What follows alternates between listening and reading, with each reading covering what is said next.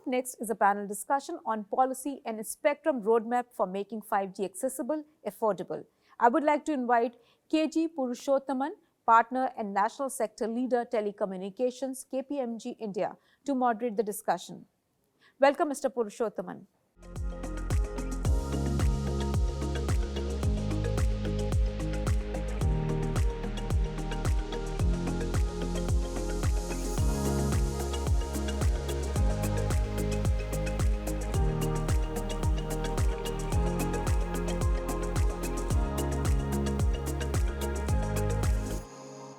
Hello, everyone. Thank you very much for joining. My name is Purushothaman. I'm a partner with KPMG in India. I lead the telecom sector vertical for KPMG in India. And I'm very much pleased to associate with ETTelecom and our esteemed panelists on discussing a very important topic that is not only round the corner, but is going to transform India as a powerful technology workforce in the years to come. On the outset, I want to thank ETTelecom, my esteemed panelists, Mr. Balaji, Mr. Rahul Vatts, Mr. Dua, and Dr. Kochhar for joining us to discuss a very important topic, which is on policy and spectrum roadmap for making 5G accessible and affordable. To the uninitiated, although 5G may appear to be just a natural extension of 4G, 5G is not only expected to revolutionize the B2B space, but also create a connected ecosystem that will transform the way businesses will run. And it's truly going to be a massive transformation for the businesses and enterprises at large. 5G will revolutionize the way telcos will work with enterprises with a faster data rate, lower latency, higher reliability, and also connect IoT devices through network slicing and increased energy efficiency. A combination of all this will have a lot of issues and challenges to handle, and who else best to discuss some of these challenges than our esteemed panelists. So my question is to Balaji. Thank you, Balaji, for joining. And my question to you is, with 5G spectrums around the corner, what are your expectations, keeping a long-term perspective in mind, and what are your recommendations to create a more robust framework from a long-term perspective? Thank you so much, Puru, and thank you, ETTelecom, for having us all on this particular panel. I think significant progress that we have made as industry and as government in the last few quarters since we last had this discussion and on the ET platform. You rightly said it, there's a long-term perspective needed, and the government has very clearly stated its objective. They talk about $5 trillion economy. They talk about $1 trillion digital economy. Further, they've come with some very bold reforms, if I were to say, in September timeframe. They've signaled that the market structure of 3 private players, 1 government player needs to be there from a longer-term growth perspective, and it helps to support the Digital India vision of the Honorable Prime Minister and the government. So I think very clear to keep that perspective in mind. Then we move to the next level.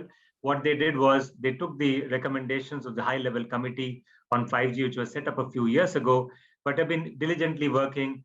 They've been talking about startup India, driving that whole thing up. They've been talking about being more responsive towards innovation and R&D. There's a lot more focus on PLI, which is a production-linked incentives. Again, important to take an overall ecosystem view of the industry, because 5G is about, as you rightly said, transformation by catalyzing all the ecosystem. Like other operators, we've been actually putting our head down and working on this journey in a very, very diligent manner. For Vodafone Idea, the 2 strong pillars for making 5G successful, India-specific use cases for enterprises and consumer, is driven upon 2 pillars of collaboration and partnership. So we've been looking at that very seriously. The government had come with the spectrum for trial purposes. I think it was very timely.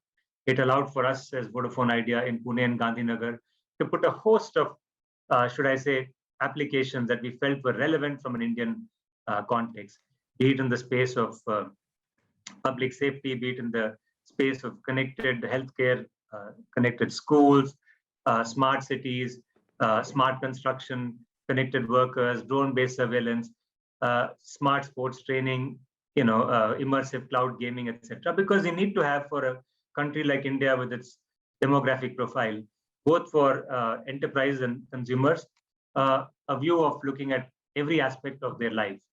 And so I think that again is something which has been a very, very positive step that the industry and the government have taken.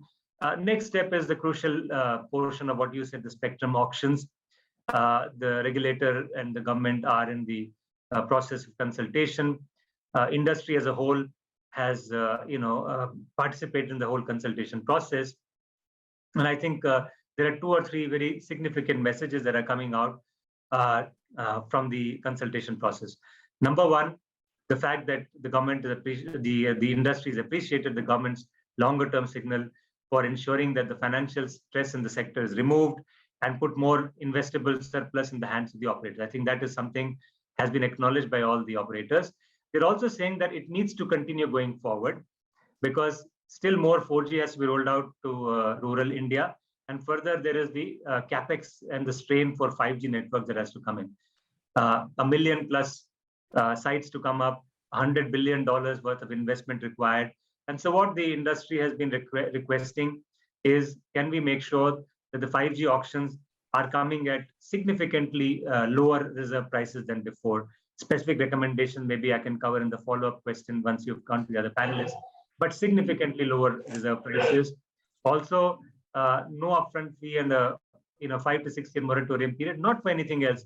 But if the government has done such bold steps in September, it needs to also ensure that the money that is available with the industry is only put for 5G, because the catalysts of that and the effect on the startup ecosystem, on the enterprises, on economy, on the GDP, and for the government will be much higher because of the revenue stream that will accrue by rolling out 5G services with low latency and high capacity. So in a way, what I think the 2 or 3 points that the industry has requested is that, and also to make sure that a proper framework is put for the auction of the mid-band and the millimeter band, so that there's adequate spectrum available to all the operators. There are only 4 operators to take care of for the digital highways, to have adequate in both the fronts, and also to make sure that E and V band, there's a formal process of putting it through the auction right now and allocate it to the operators, so that both the backhaul and the access is taken care of, and we can bring the animal spirits of the startup ecosystem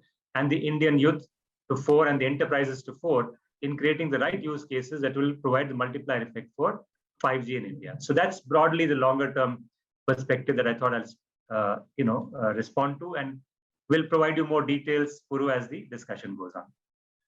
Thank you, Balaji. I think you mentioned some very, very pertinent and important points around policy making. But there is one point that you, I think, emphasized on very implicitly, is on how do we make it successful at a large scale. And that's where the role that NDCP has played, the policy implementations have played, and the work that your respective organizations have actually played by working with the industry to make it successful. On the point on fiberization, there are actual challenges on the field, although a lot has been done by the government, and there is a considerable amount of investment on cost and time when it comes to ROW. Rahul, I want to maybe lean on to your experience on this particular matter, on what can telcos do alternatively, considering there is a low level of fiberization. There are challenges when it comes to ROW, despite some of the efforts that the government has made. How will telcos meet their backhaul requirements that are so critical for 5G? Any thoughts on how this can be more effectively managed through a regulatory framework, or in a more effective manner? Thank you, Puru. Thanks a lot for this question, and a very pertinent question. Let me also start by thanking ETTelecom for organizing this particular topic discussion, very relevant. And as we head into this year, we are heading into a transformative year and age in which we are going to see a plethora of new services going up to the customer. It's a long journey ahead for us, but it's important to understand where we are currently. Coming back to the topic, which you have asked and which is very, very important. And why is it important is because today only around 30 to 35% of our sites are fiberized. And if I compare that to Korea, which is around 70 to 75%, China, we were recently at the Mobile World Congress, 100% of the sites fiberized. So we are in a very, very difficult situation as we head towards 5G. To be able to give a fiber-like performance everywhere, what is going to happen is that you would require wireless backhaul, and that is going to be very, very vital because you want to be very flexible. You want to have a high frequency backhaul. You want to support 5G speeds, and you want to support these dense small cell networks. Balaji mentioned about the millimeter wave band. It's not going to happen if you don't have the backhaul available. The ongoing 5G trials, which we are doing currently across multiple cities, and thank the Department of Telecom for that, is actually now demonstrating that the single cell speeds we are achieving of over 1.3 Gbps. And in such situations, the backhaul requirements for a practical scenario of a fully loaded 3-sector 5G are estimated to be nearly twice that of a single user cell capacity. So thereby requiring a capacity of 2.6 Gbps, right? And we add up the 4G on the top, this will make us to go around 2.9 Gbps. The existing technology we are using of 28 megahertz in 13, 15, 18 bands, it can barely keep up to 200 to maximum 300 Mbps per site for 4G. And we are talking here about 2.9 Gbps. So clearly there is a disconnect, what is going to happen, as we go ahead. Simply put, the amount of the traffic which is going to surge across our networks in 5G will necessitate capacity augmentation at the backhaul level. So now this means that we have two options, Puru. First option is that we connect every 5G site on fiber, and Mr. Dua will follow me later. He will tell you the challenges which are still there in spite of the tremendous support we're getting from the government is going to take some time. Second option then is to connect the 5G using the E-band, which is a high capacity, fiber-like performance for us. And to satisfy the 5G E-band can really complement the fiber buildup. It can also plug the crucial investment and time gaps which are there in laying of the fibers. So we will recommend, in fact, in our submissions to the government and to the TRAI, we have strongly asked that the E-band spectrum should be bundled, 5G spectrum with 5G spectrum, which is going to be put up for auction. And honestly speaking, there were two options which were always available.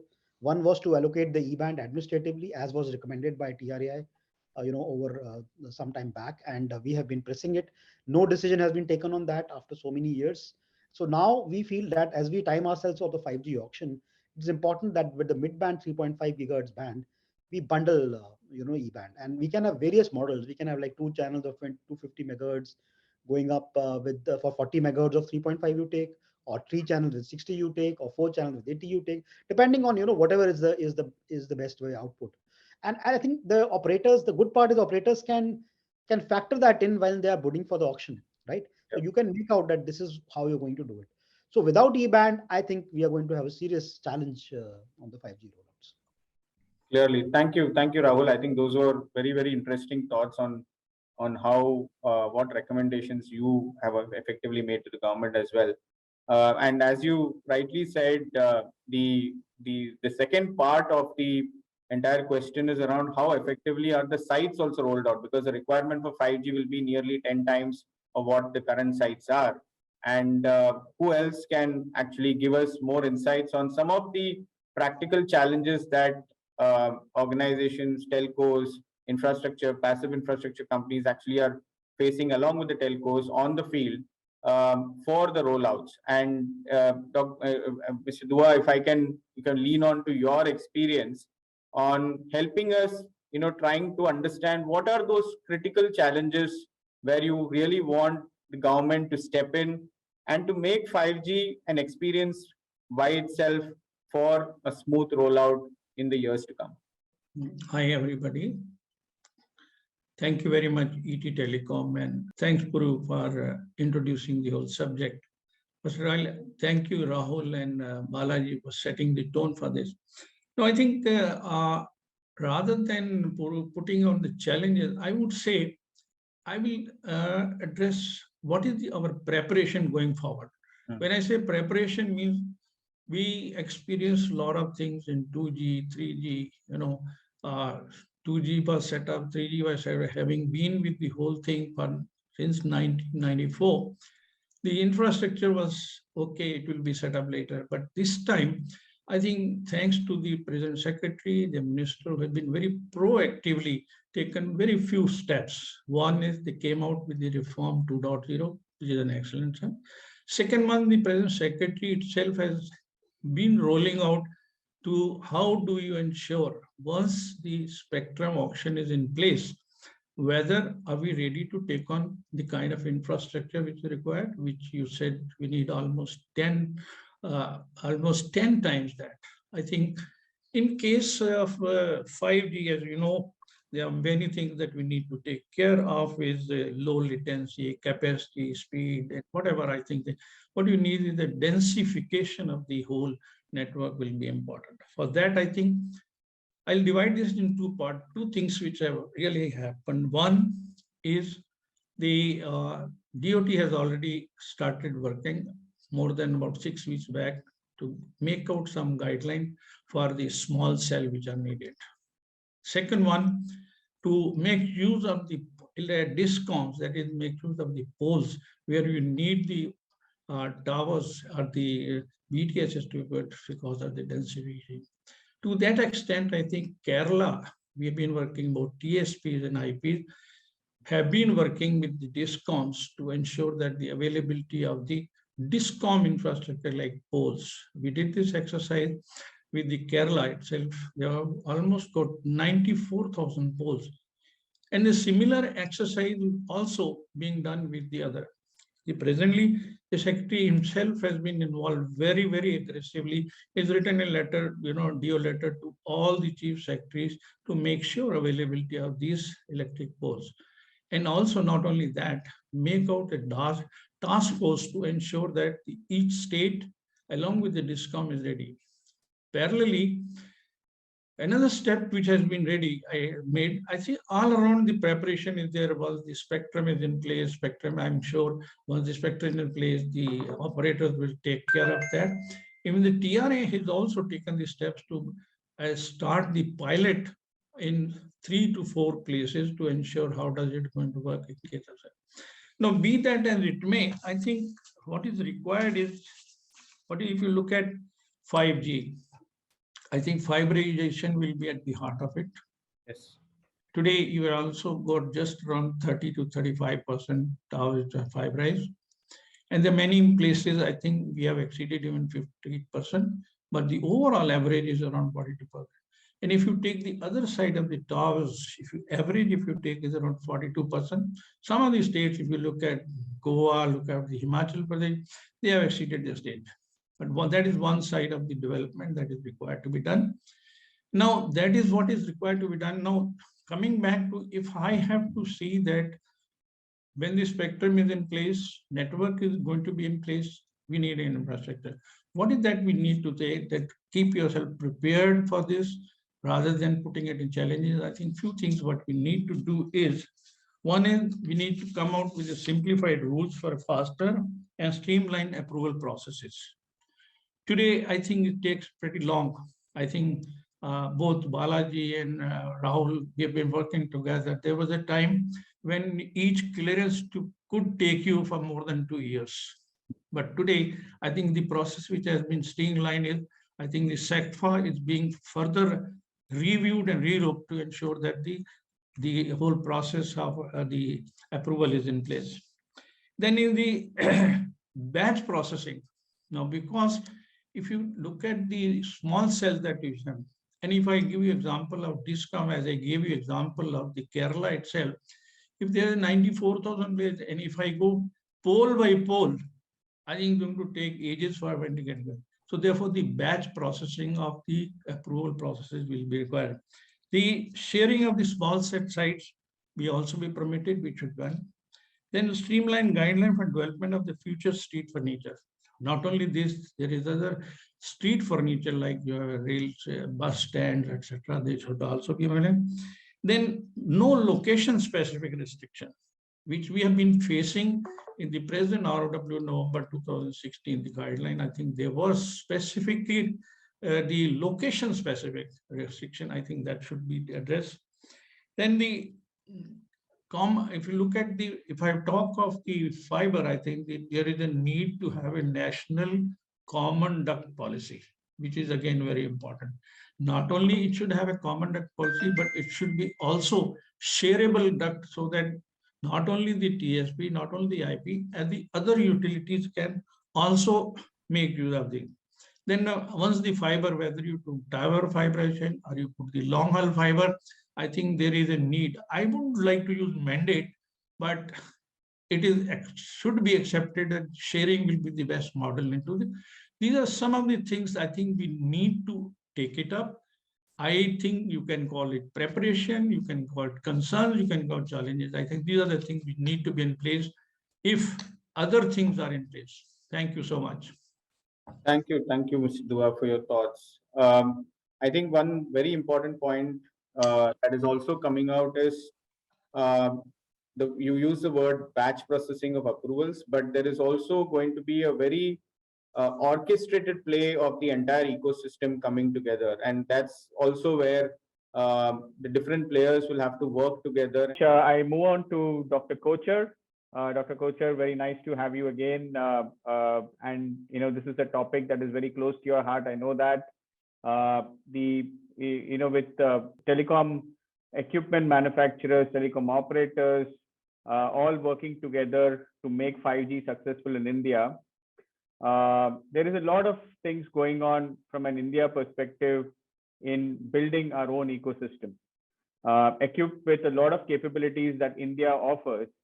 India is not only self-reliant, it is also conceptualizing, manufacturing wireless equipment and technologies. So my question to you, Dr. Kochhar, is what are your views in terms of the readiness of our own 5G ecosystem and its associated policies to ensure that some of the challenges or some of the so-called challenges in terms of interoperability, security, architecture, or even in terms of platform compatibilities are well understood by the different players in the ecosystem and they're effectively addressed. There's a lot being done by you, by the different other bodies, but just your views, because this is going to be the foundation of anything that is going to get implemented in the Indian context.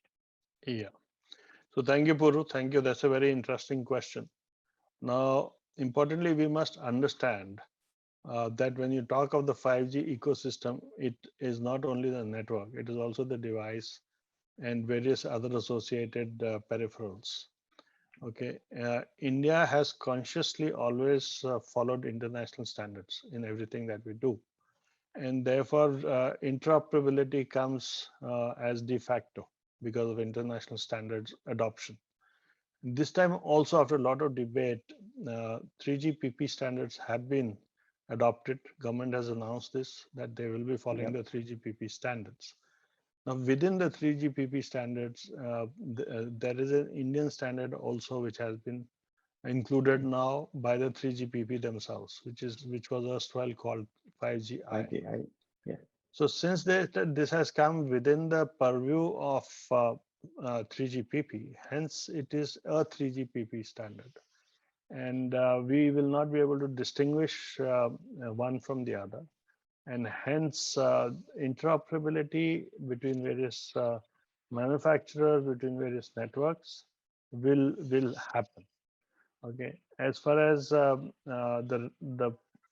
device ecosystem is concerned, device ecosystem, is not so simple, right? Because it takes time to build devices, and it is not that you lay down a policy and tomorrow the devices will be available being manufactured in India. We have to set up the ecosystem there, and a lot of work has been done by the government in that direction. PLI, for example, is one, and second one is a PLI for electronics also, which has been announced. So all this put together is going to usher in an ecosystem which will enable devices to be manufactured in India, but as per international standards. So that can be clearly divided into two parts. One is the software part. 5G depends a lot on software, and therefore the software part is India's forte. And I see software coming in first.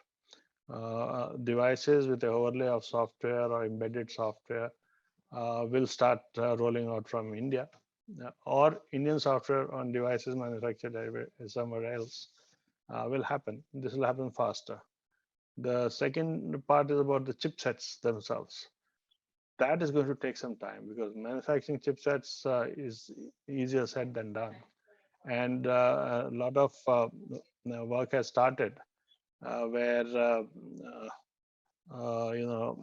fabs are going to be set up in India. Once that happens, then we will see chipsets also coming, but that is a few years away, and that is something which is not going to happen. Importantly, what is to be seen is that the message which has gone out from India is very much in favor of people coming and setting up shop in India in comparison to other locations.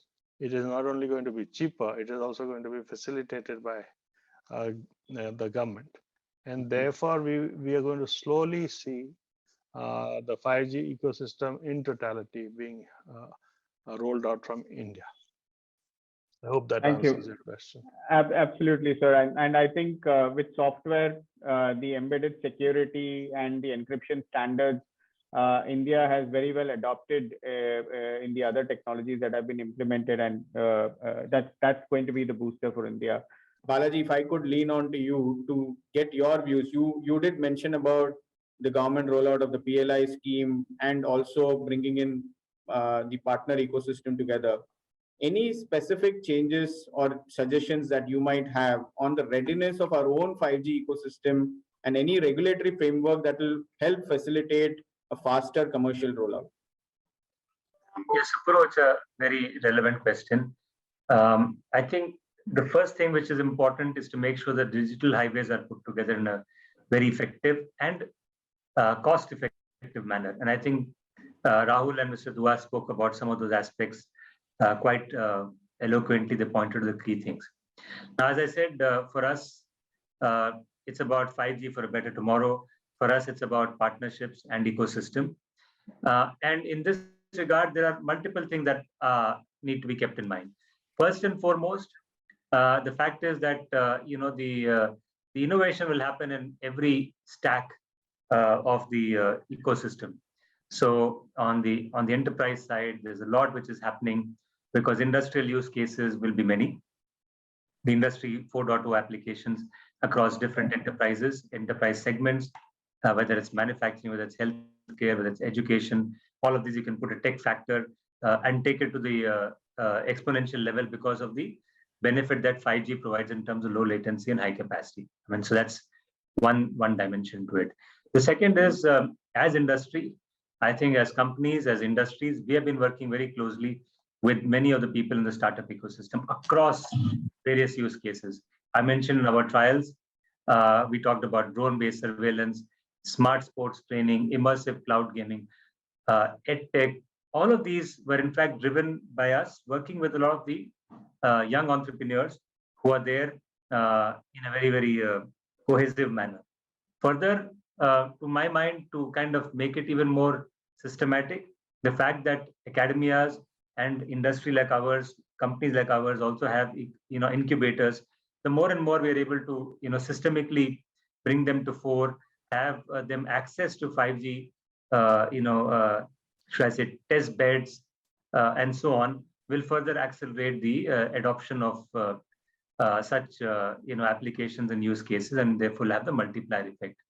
And then, of course, if you look at it on the governance side, what the government is doing in terms of spurring digitalization in a very big way. The more and more they kind of bring more and more, should I say, public services and initiatives that they want to do, online even more than they've done before, using the technology as an advantage to provide those services in an immersive manner, in a remote manner, the better it is. So whether it's providing with fewer resources that you have, teaching benefits to larger number of people, virtual schools, virtual colleges, skill building through that process, providing expert healthcare to rural India using the technology again, are again examples where you can accelerate this. So the more and more systemically it is done, the better it is. So is there a case for every one of these public-facing government departments to set up their own little cell with nodal officers looking at how can I use 5G to provide services more effectively and to rural India and other people who are right now deprived of those services, right? So systemically, incubators, systemically more collaborative tools, systemically drive with multiple departments having their own cells which are dealing with using 5G as a means to take their services to the next level. And of course, encouraging even more partnerships between industry players and the enterprises is a great way to accelerate this process.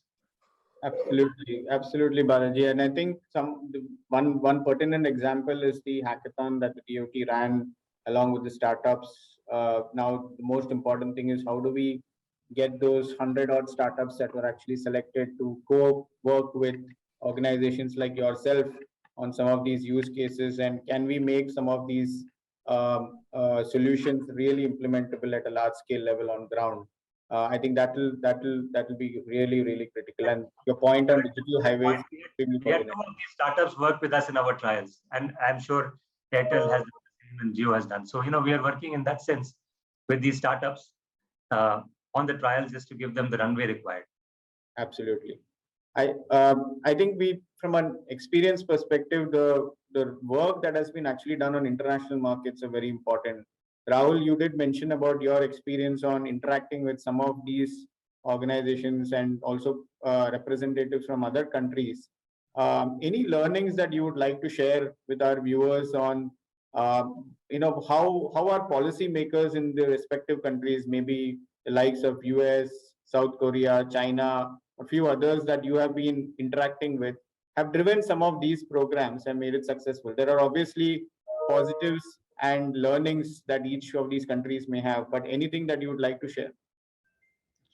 Thank you, Puru, for this question. Yes, we had the opportunity to mingle with a lot of operators. So there are basically three batches of life cycle of the operators. One who launched 5G around 2 years back, which buckets like US, Yes. China to some extent. Then you have some recent ones like South Korea. Then we have got Hong Kong, etc. And I think the underlying thing which I want to share out here is that we were trying to see what was the incremental revenue coming out of the 5G launch, right? And post 5G launch, on a CAGR basis, we saw only nearly just 2% bump up in US, just 3% in South Korea, Hong Kong at around 3%, and only China, I think, was the outlier where we were seeing a large amount of usage happening. But that is, I think, most probably due to a large amount of sites they have actually been able to roll out, which is like 1 million sites on 5G. So I think the experience suggests that consumers are not willing to pay you just more for our increased speed. And any revenue uptick which is happening is only marginal in nature, which takes us to the question, then what is it that is going to drive 5G usage? And then, we have to come back and say that it has to be a use case.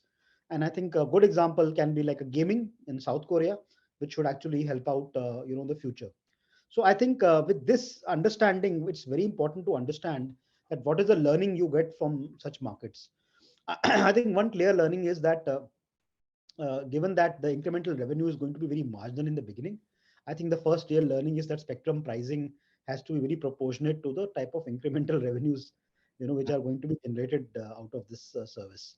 Second is, I think we have to try and develop, this whole collaborative approach, where we can work with the government for a faster and swifter 5G rollout. And, government should actually become like an anchor tenant for some of the use cases. And Chairman Vaghela has rightly been, working with us to see how do we really, make that journey faster and accelerate that journey.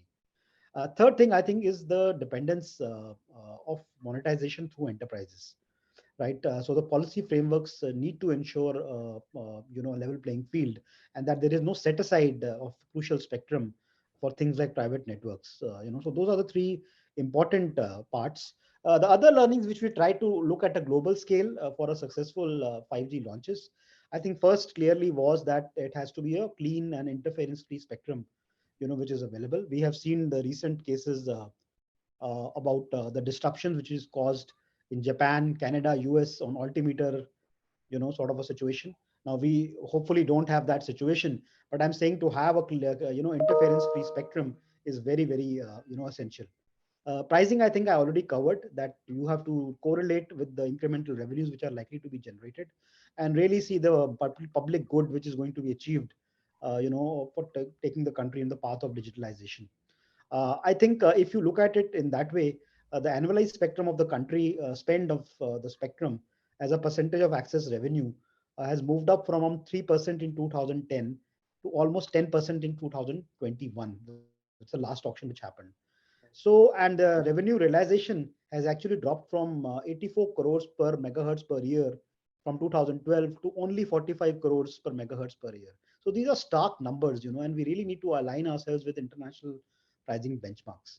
The second thing I think we briefly discussed in the first part of this program, which was on densification of networks, fiberization, and how do we really, enhance the backhaul. One important aspect which I want to flag out here is actually to do some innovation around electricity, which should now be coming to us at industrial rates and giving us open access. Towers are running 24/7, and we need reliable electric power supply. Being a utility, telecom, needs power at industrial rates. And the more we go green, we should also look at renewable sources being available to us. Currently, the limitations are there around the minimum connected load, which is there. I think this requirement needs to be eased for the mobile towers, either do away with the minimum connected load or allow aggregation of multiple towers to be considered for the minimum connected load. So I think these are some of the important things which are important to us to learn from international experience for 5G. Thank you. Thank you, Rahul. Rahul, some of the points that you mentioned can actually be a topic by itself. We can unlocking the real value of 5G and its impact on GDP. You spoke about some numbers which are very, very important. GSMA has come out with their own estimate. They are correlating with the increase in GDP as well. I think it's a topic by itself. Thank you very much for covering some of these areas. Mr. Dua, if I could lean on to you to answer one very, very important question. We spoke about policies, we spoke about recommendations to policies, but on the ground, there are also some practical challenges that organizations, passive infrastructure companies, telcos face on actual implementation and deployment. My final question to you would be: are these areas that have been already thought through when it comes to 5G deployment? What are your interactions with some of the passive infrastructure companies yielding as a thought that they are working towards? Are there any new areas that they are trying to work on to alleviate some of the deployment challenges on the network itself?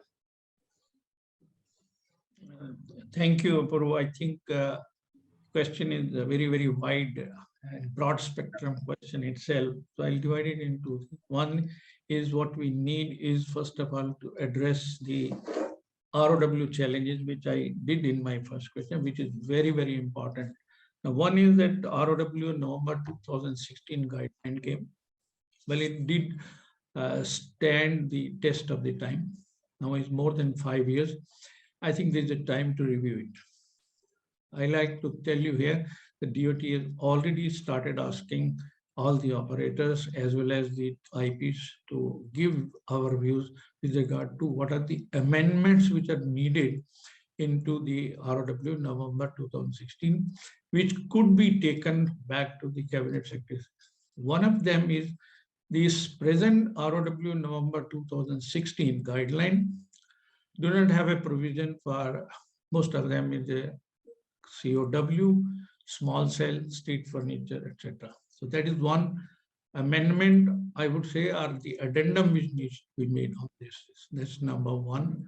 This is very important, which we need. The second one is the legal enforcement of these ROW guideline on the state itself. While it's pertinent to inform you and my colleagues is we got 33 states and 7 union territories on board, but there are two things which are happening. Some, about 7-8 states are not still really fully aligned with the guideline which we have around ROW 60. That is one very important. And then one part is that you have the guideline. Second part is the legal enforcement. The third part which comes where we have the alignment, there are operational challenges. Now these guidelines which came, I think down the line, I think people need to be made aware of these, that these guidelines need to be. So these are 2-3 things which the present government and Department of Telecommunications has really taken it up very seriously. And time is not very far. I think they're working on this to take it back to the cabinet to give these issues as well. The second issue which comes in the front of is the sharing model that is there. Now, sharing model is not a new model as far as India is concerned. I think it's a model which evolved only in India and being emulated worldwide. So there are two types of it. This model, the DOT, for them, they allowed around 10 years back. Somehow, the way it requires to be taken up or not. There are two types of sharing. One is the active sharing and then the passive. In the active, you have the core network sharing, radio access, roaming, wholesale offers, MVNO, spectrum sharing. Some of it has happened, some of it is. On the passive side also, for sharing the ducts, sharing the fiber stand, and sharing the access to the building, I think that needs to be done.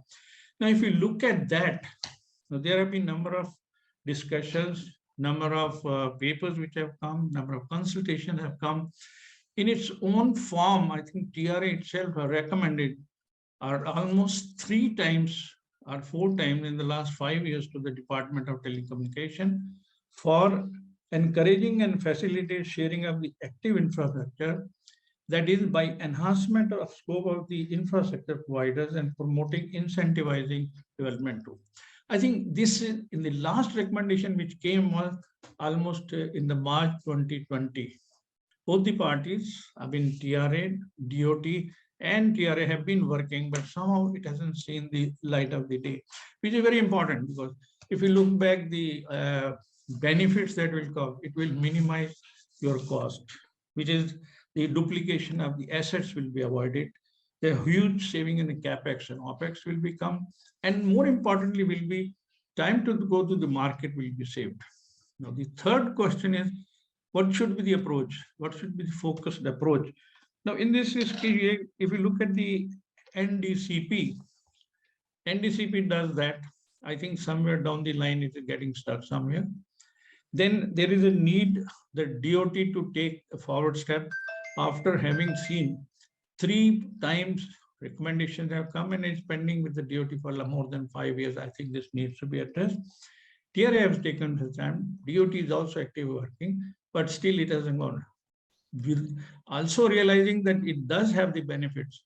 Now, if you look at the sharing, where some of the countries have legalized it, I'll give you 1 or 2 examples. Germany, if you take a case of Germany, it is a DigiNetZ, where the legal provision to promote public infrastructure sharing has been made.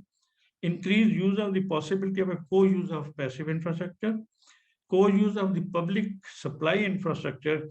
And then if you look at Colombia, it's not only the sharing, Colombia, if you look at the cross-sector infrastructure sharing between different sectors is a permitted practice between, is legally. Now, these are few of the states and number of examples that we given. So therefore, what is required is 1, to just summarize, 1, the present guideline needs an amendment. Second one, that amendment should include all the new requirement which is required to make sure 5G gets implemented. The second one is that the focus group has to be made between DOT, TRA, and the operators and the IPs to ensure the sharing model is made. I'm not going to use much mandatory, but as far as possible, it is done. So these are a few things I thought I'll just table it across to you. Thank you. Thank you. Thank you very much, Mr. Dua. The success of 5G as compared to the earlier technologies is just not going to be around the B2C infrastructure. Enterprise play has been very successful in the other ecosystems as well and other technologies. But the success of 5G is also going to be the role that public enterprises are going to play and private enterprises are going to play in making it successful, because a lot of use cases that are going to get developed, a lot of innovation that are being done by private enterprises on the backbone of 5G is going to be phenomenal. We have seen some success stories in Europe where private enterprises were given the opportunity for spectrum sharing and utilizing it for their own benefit. In the Indian context, there have been consultations that have happened, and there are a lot of questions that are yet unanswered, and there is probably a eagerness for the private enterprises to understand what does this mean in the Indian context. So the question to you, Dr. Kochhar, is that do you think that I know that there is there's a lot of closed group conversations that have been created. The consulting paper has been rolled out. Opinions have been sought. But is there a need from your perspective to bring this ecosystem together along with the current service providers to effectively address some of the challenges that private enterprises might have, and at the same time the opportunities that 5G unfolds?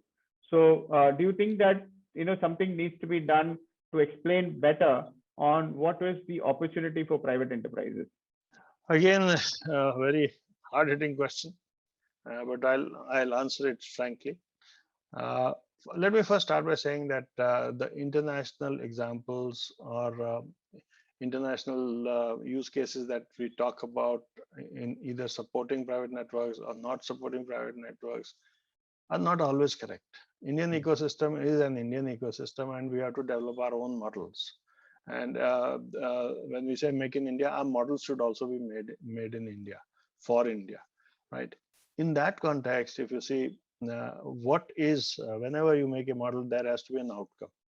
And what is the outcome that the people who are asking for private network, what is the outcome that they're desiring? Okay. Now, the outcome, to my mind, what they're desiring is that they will have a captive network, and breakdowns will be less, the latency will be less, and always connected network will be available, right? That's right. If it was a 4G environment, I would have said this is correct. In a 5G network, you are aware that technology permits network slicing, it permits edge computing, it even goes on to permit computing on the devices itself. Edge. Right. Edge is divided into three: fog, mist, and edge. So if all three of them or four of these characteristics of 5G computing are put together, you can configure any network cost effectively for any location which is covered by 5G cloud. Right.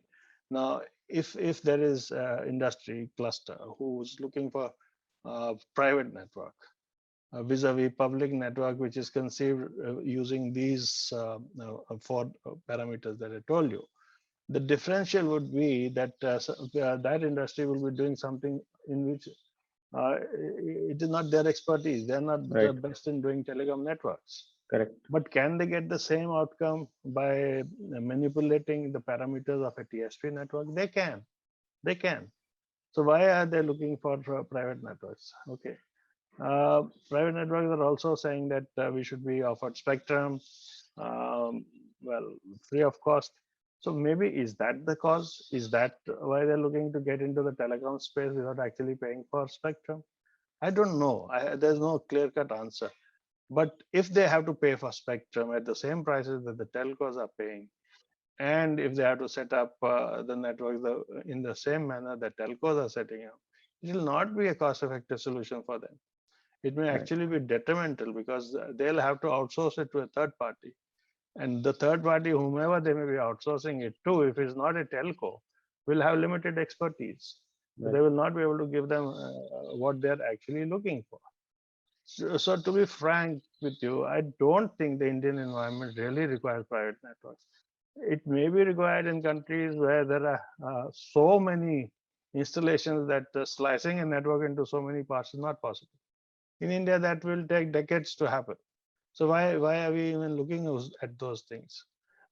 Because by looking at it, we'll be opening ourselves to giving differentiated prices for the same service provision.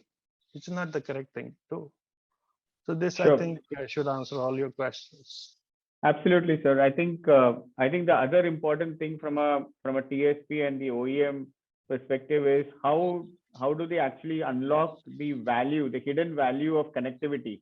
And we've all been speaking about how communication in case of 5G is not playing the role of just a connectivity service provider, but as a value driver for the entire Absolutely. private business. And Absolutely. it's not just a make or buy decision. It's not about owning versus leasing. It's about how service providers and OEMs unlock the value with the private enterprise. That's where the real potential is.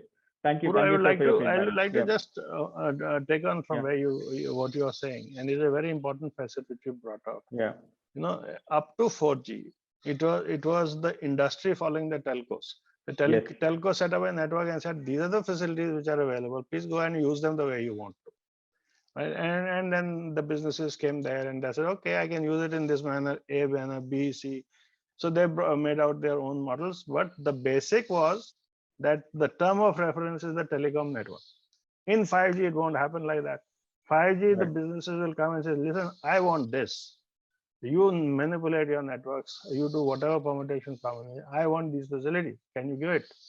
And in 5G, it is possible for the TSPs to do that because of the flexibility and because of the adaptability provided by the formatters we were just talking about. It is possible. So Yeah. it is going to be a totally different ballgame. Anybody say, supposing an automobile factory is set up, they want a particular type of a network with so much of latency, so much of availability. Okay, it can be done. Okay, because the edge computing Yeah. will permit it to be a virtual network which is available there only at the factory premises. So the availability is assured, the latency is assured, cost is a fraction, and somebody else is doing it for you. So it's only operational cost and not capital cost. Absolutely. These are the way things will happen. So the topic of our discussion today, and we have covered that extensively in the first two questions as well, is around policies. And one of the groundbreaking policies that India came out with in 2018 was the NDCP. A lot has actually been covered, a lot has actually been implemented. Some of them at a procedural level may require some tweaking, but there are many areas where things can be done better with 5G being rolled out. Case in point is, I'm just giving an example. We don't have to specifically revert on the example that I'm giving, but is on convergence on the IT and telecom ecosystem, where IP/PST and switching is one of the areas which can actually translate into very good benefits in a 5G environment. So my question very specifically, not on the example that I've gave, but on some of the areas on NDCP, what do you think are some of those areas where there is a need, to actually facilitate better implementation of something that has been already rolled out as a policy? Do you think that are there a few examples where you think that there could be a more focused effort working with the government on actual implementation? In theory, good policies have been suggested, but an implementation will make it really beneficial for the ecosystem to leverage the benefits of 5G. Absolutely right. Absolutely right. And you are part of the answer to this question was in your question itself. So when you are saying the new networks, they are no longer telecom networks. They are ICT EC, information communication technology, electronics, and cyber, all rolled together. It is important. It's an acronym, ICTech, but it makes sense because everything is organic. You can't have layers of these separately if you're going to provide the right kind of thing. Now, as far as NDCP is concerned, the direction that they have given is very good, very good. And the government is trying to implement it. It takes time. We have been slippages. They're trying to catch up. The main thing that is coming up is that we have to give affordable and quality broadband to the entire country. And in that manner, everything else revolves around that. Okay, now to do that, in 5G, there are new challenges which are coming up, which may not find mention in the NDCP because they were not existent at that time, but which point to the outcomes that were desired. And few of them I'll name. For example, street furniture. Now, you cannot imagine 5G coming up without street furniture. And therefore, the policy and regulatory affairs around street furniture has to be very clearly articulated and published. So that is something which will happen now. The second thing which is going to happen with 5G is fiberization will take a fillip, because without fiberization, aggregated bandwidth cannot be taken onto the core networks, right? So fiberization is essential. Where fiberization can't happen, we have to find different ways of facilitating the same reserves, and that is through ENB bands, fiber in the air. So that has to be made available to the providers, right? The next thing which is going to happen is ROW. Now, ROW has been hanging fire for some time. We've lived with it in 4G, but in 5G it will be impossible to live with it, because unless we have a robust network, fiber-based network, things are not going to happen. So these are some of the things which are, and of course, important is aerial fiber. If you're going to have aerial fiber, again, it is, if you see, everything is pointing towards 2 or 3 things. One is reduce the time in provisioning networks. And second is increase your expanse, physical expanse, okay, of the networks, the coverage of the networks. Now, to make that happen, and it has to happen cost effectively, everything else has to dovetail. And the government as well as industry actually are clamoring for the same thing. They're working in the same direction, though the paths are different. We are saying that the government should be very clearly focused on the total gross revenue they're going to earn out of 5G networks, and not focus on only the telecom provisioning revenue.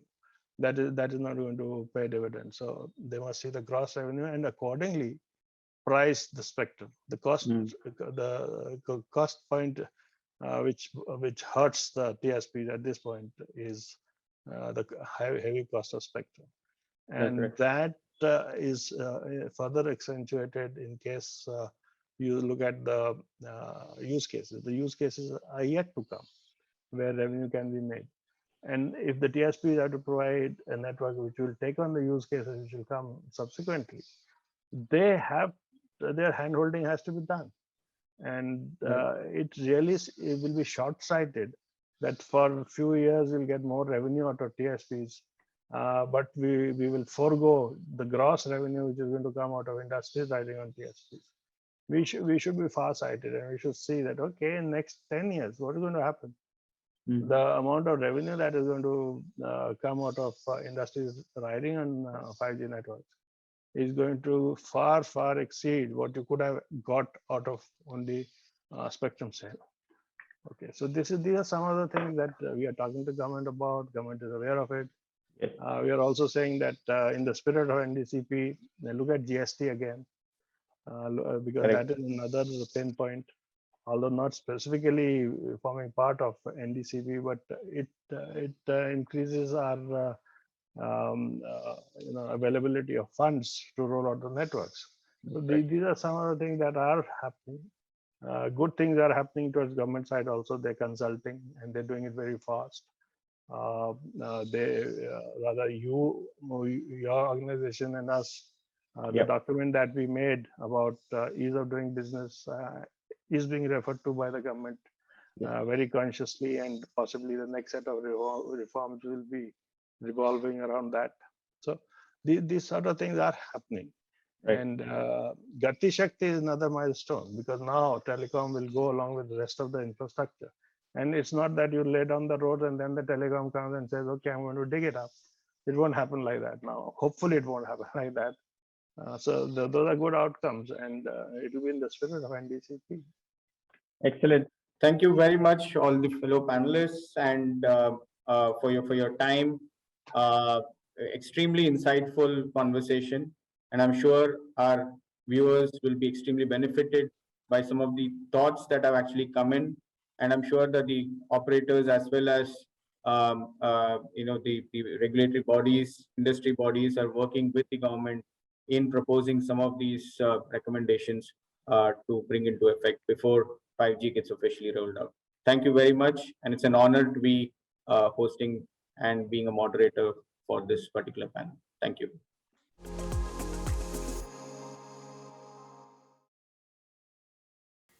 Thank you everyone for such a detailed and informative discussion. I'm sure our viewers are getting many learnings from the industry veterans. Let's proceed further and explore more.